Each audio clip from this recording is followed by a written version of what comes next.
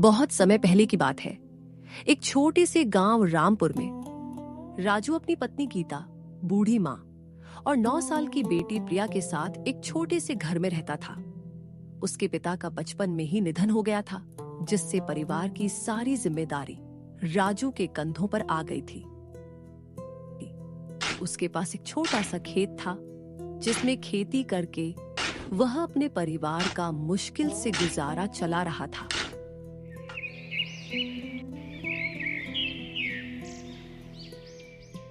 एक सुबह राजू की मां अचानक से बहुत बीमार हो जाती है। राजू के पास इलाज के लिए इतने पैसे तो थे नहीं, तो उसे अपनी जमीन मजबूरन बेचनी पड़ती है।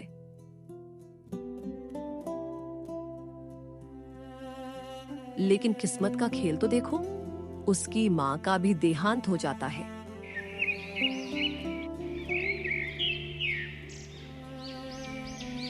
और जो थोड़ी बहुत जमीन थी, उसके बिक जाने से राजू की स्थिति पहले से भी दयनीय हो गई थी। उनका जीवन बुरी तरह कठिनाइयों से भर जाता है। इसलिए वे दोनों मेहनत मजदूरी करके किसी तरह अपना जीवन निर्वाह कर रहे थे। राजू जमींदार के खेतों में दिन भर मेहनत करता, वहीं गीता सेठ हरिदास मल के घर में साफ सफाई का काम करती थी।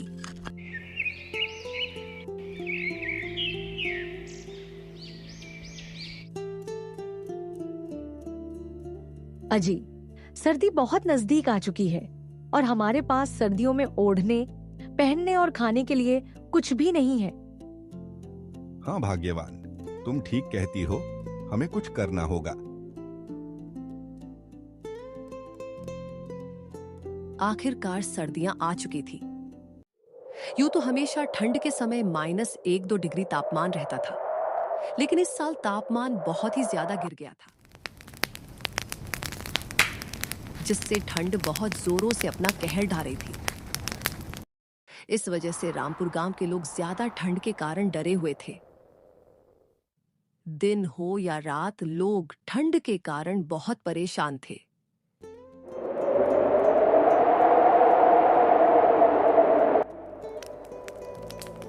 हे अपर-बेल, यह कैसी लीला है आपकी? देख रही हो गीता, इस साल कितनी ज्यादा ठंड पड़ रही है। इतनी कड़ी ठंड में काम करना भी बहुत मुश्किल हो गया है। घर से बाहर निकलते ही पैर ठंड के मारे सुन्न पड़ने लगते हैं। इतनी ज्यादा ठंड में तो घर से बाहर निकलने का मन भी नहीं कर रहा। ना जाने इस साल की ठंड कैसे कटेगी। ठीक है गीता, अब मैं काम पर चलता हूँ, नहीं तो जमींदार गुस्सा करेगा। ठीक है जी, सर्दी में ध्यान रखिएगा।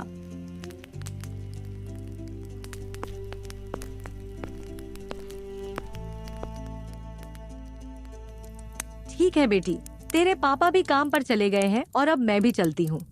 तुम अपना अच्छे से ध्यान रखना, बाहर मत निकलना, बहुत ठंड है और मैंने खाना बनाकर रख दिया है, तुम टाइम पर खा लेना। ठीक है मम्मी, मैं खा लूंगी, तुम टाइम पर घर आ जाना। इतना कहकर गीता वहां से काम के लिए निकल पड़ी।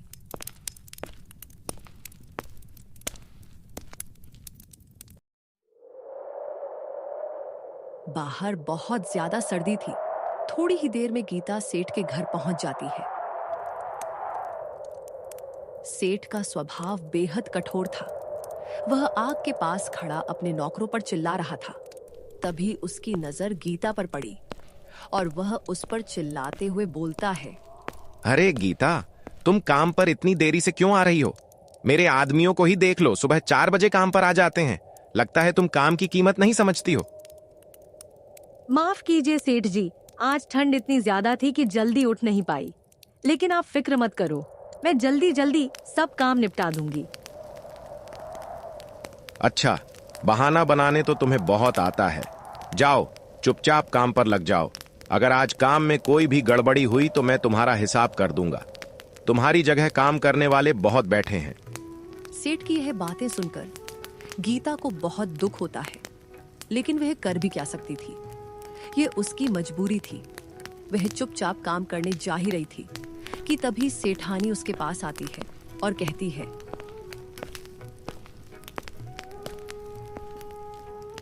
अरे, आप क्यों डांट रहे हो इस बेचारी को? दिखता नहीं बाहर कितनी ठंड है, फिर भी यह काम पर आई है। यह भी तो इंसान है, इस पर आपको जरा सी भी दया नहीं आई। अरे भाग्यवान, इन लोगों को ज्यादा सिर पर चढ़ाना ठीक नहीं है, नहीं तो ये कोई भी काम ठीक से नहीं करेंगे। गीता ने कुछ नहीं बोला और अपनी बच्ची के बारे में सोचते हुए चुपचाप काम पर लग गई।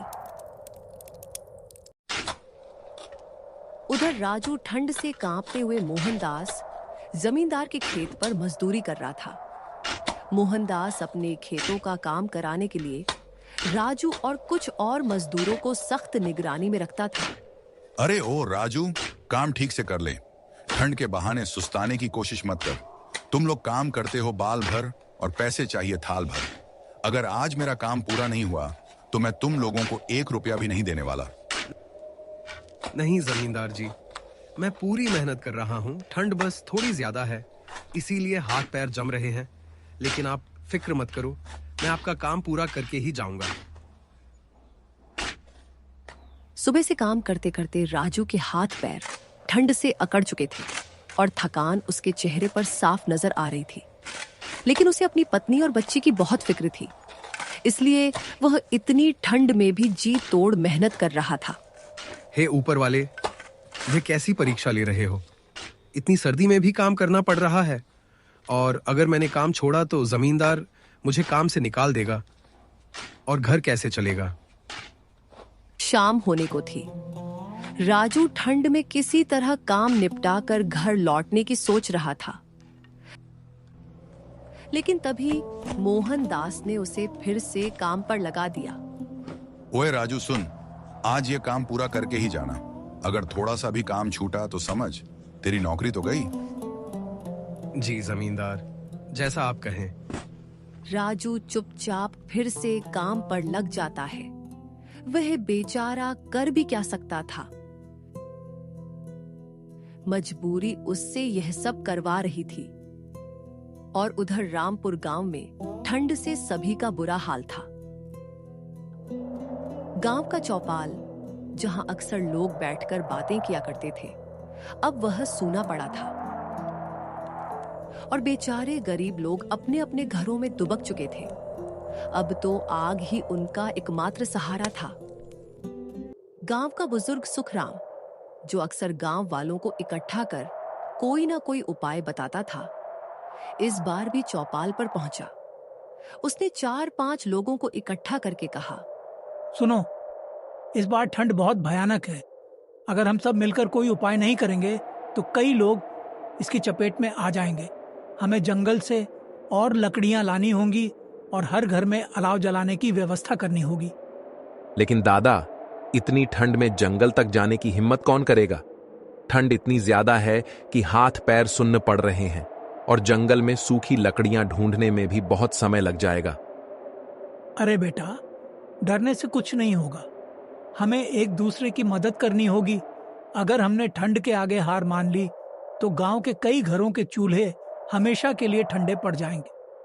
फिर वे सब निर्णय लेते हैं कि सब लोग मिलकर जंगल से लकड़ियां लाकर सभी के घरों के आगे अलाव जलाएंगे, जिससे कि सर्दी से बचा जा सके। दिन ढल चुका था। राजू अपना काम खत्म करके जमींदार के पास आता है और कहता है, लीजिए मालिक, मैंने सारा काम निपटा दिया है। मुझे कुछ पैसे चाहिए थे, मेरी बेटी के लिए सर्दी के कपड़े लेने थे। अरे अभी तो पूरा महीना भी नहीं हुआ और तुमको पैसे चाहिए? कुछ दिन इंतजार करो, फिर मिलेंगे पैसे। जमींदार की यह बात सुनकर बेचारा राजू दुखी मन से घर की ओर चल पड़ता है और राजू को घर पहुंचते पहुंचते रात हो जाती है।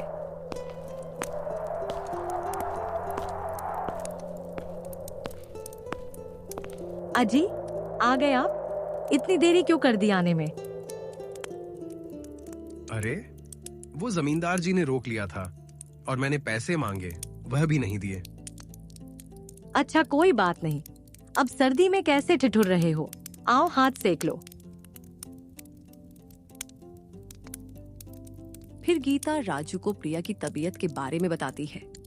राजू ने प्रिया के चेहरे की तरफ देखा तो उसका चेहरा सर्दी और खांसी से पूरा लाल हो गया है। इससे राजू चिंता में डूब गया। हे यूपर बेल, ये सर्दी तो अब बर्दाश्त के बाहर हो गई है और आज घर में अलाव जलाने के लिए लकड़ियां भी नहीं हैं। जमींदार जी ने देर तक रोक लिया, इसलिए लकड़ियां लेकर आने का समय नहीं मिला। मैंने सोचा था कि आज सेठ जी से कुछ मदद मांग लूंगी, लेकिन वो तो आज मुझ पर ही गुस्सा करने लगे। उन्होंने मेरी हालत तक नहीं देखी। हरिदास मल और मोहनदास जैसे लोगों को हमारी तकलीफों से क्या मतलब? उनके घर तो हमेशा गर्म रहते हैं। हम गरीब लोग जैसे तैसे ठंड में भी अपना पेट पालने की कोशिश करते हैं, लेकिन यह लोग हमें इंसान तक नहीं समझते। गीता और राजू आपस में बतिया रहे थे कि तभी अचानक से प्रिया की तबीयत बहुत बिगड़ जाती है और उसका चेहरा पूरी तरह से लाल हो जाता है। हे ऊपर बेल, मेरी बेटी को अचानक से क्या हो गया? अजी देखो कैसे कराह रही है। भाग्यवान, इसको बहुत तेज बुखार हो गया है। तुम बेटी का ख्याल रखना, मैं अभी वैद्य जी को लेकर आता हूँ। अजी, मुझे बहुत डर लग रहा है। जल्दी वैद्य जी को लेकर आओ। उनके घर से थोड़ी लकड़ी भी ले आना।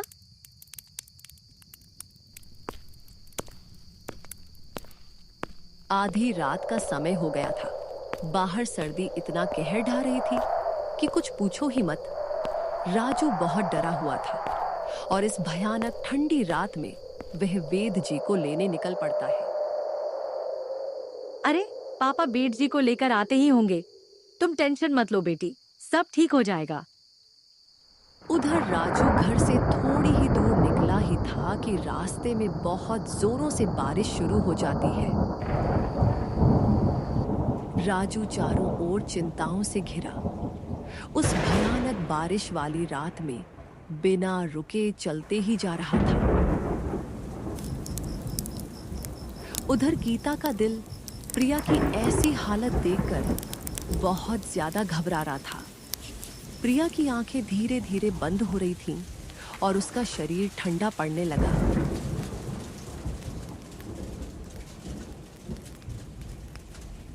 अरे अरे, मेरी बच्ची। जैसे तैसे राजू वैद्य जी के घर पर पहुंचता है, पर उनकी बदकिस्मती तो देखो, उस रात वैद्य जी अपने घर पर नहीं थे। उधर गीता इतनी जोर से चिल्लाती है कि उसकी चीख उस भयानक काली रात की बरसात को चीरती हुई सीधी राजू के कानों में पड़ती है। यह चीख इतनी दर्द भरी थी कि हर सुनने वाले की रूह कांप जाती। इसे सुनकर राजू बहुत घबरा जाता है और वह अपने घर की तरफ दौड़ता है।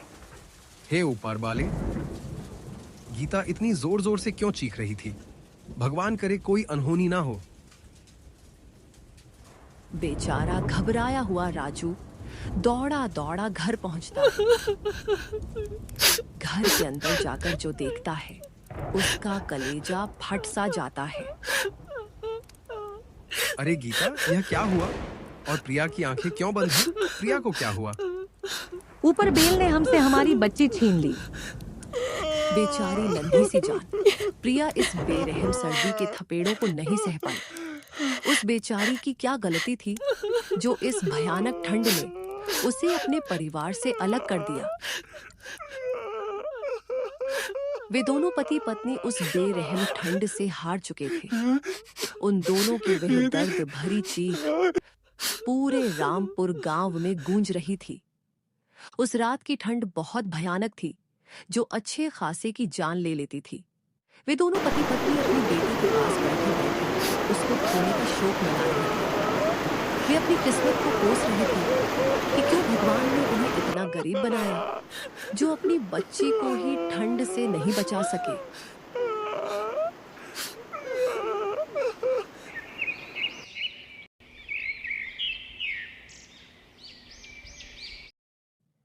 अगली सुबह गांव वाले राजू के घर आते हैं।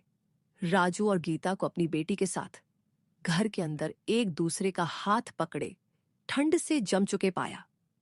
उनके चेहरों पर एक अजीब सी शांति थी, मानो उन्होंने अपनी बेटी के पास पहुंचकर सुकून पा लिया हो। रामपुर गांव के लिए यह एक और त्रासदी थी। ठंड ने एक और परिवार को खत्म कर दिया। दोस्तों, हमारे आसपास भी बहुत सारे ऐसे गरीब और लाचार लोग हैं जो मौसम की मार से अपनी जिंदगी गंवा देते हैं। तो ऐसे लोगों की जरूर से मदद करें और इस वीडियो को ज्यादा से ज्यादा लोगों के साथ शेयर करें। इससे जो भी अर्निंग होगी हमारा चैनल उससे